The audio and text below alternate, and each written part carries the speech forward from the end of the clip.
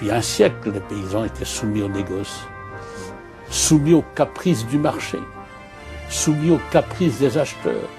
Le marché de vente aux enchères du Nord Finistère, qui regroupe 4500 agriculteurs, a été créé pour pallier à l'inorganisation complète des marchés de production du chou-fleur et de l'artichaut.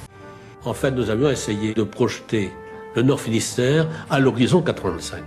On en est venu à 5 propositions. Et toutes les 5 propositions tournaient autour d'une même et seule préoccupation, qu'on avait baptisé le désenclavement routier, le désenclavement au niveau des télécoms. Une université à Brest, il n'y a pas de région prospère sans université et sans instrument de recherche. Une plateforme industrielle à Brest, et enfin, bien sûr, la création à Roscoff d'un port en eau profonde.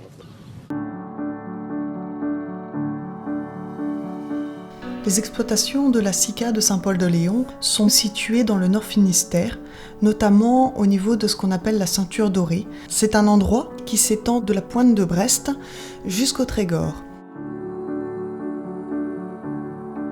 C'est une zone qui possède des sols profonds et riches qui permettent de produire la plupart des légumes. Nous bénéficions d'un climat très tempéré dû à l'influence du Gulf Stream. Nous nous sommes installés récemment, tous les deux, pour travailler en couple sur la ferme. Nous produisons des mini betteraves et des jeunes pousses de salade. Ces 2 productions de diversification et le fait d'adhérer à la SICA de Saint-Paul nous permettent de bénéficier de l'effet gamme d'une telle organisation. Et ça peut nous permettre d'avoir une garantie de paiement. Dans les temps qu'on traverse, c'est toujours important. Adhérer à la SICA de Saint-Paul-de-Léon nous permet aussi de profiter d'infrastructures de qualité.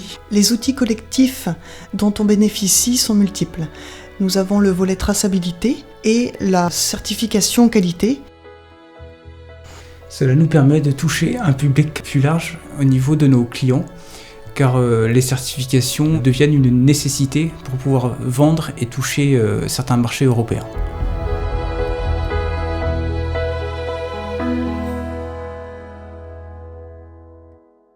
La plupart des producteurs de légumes sont passionnés de leur métier. Suivant les caractères de chacun, on a la fibre du commerce ou on l'a pas. Et donc, la SICA met en vente des produits, ce qui soulage le producteur qui, lui, s'occupe de sa production, mais il n'a pas le côté commerce à gérer. Au niveau de la SICA, tous les cantons sont représentés, que ce soit au niveau section produit ou au niveau décision politique. Il y a toujours un représentant d'un canton dans les décisions. Aucune décision n'est prise sans concertation avec l'ensemble de la zone, finalement.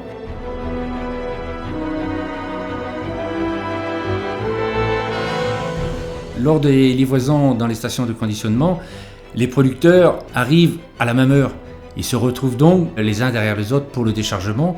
Et en attendant chacun son tour, les producteurs échangent entre eux de la situation actuelle et des légumes, d'autres choses aussi. Et ensuite, rien n'empêche à quelques-uns de rester et discuter par la suite.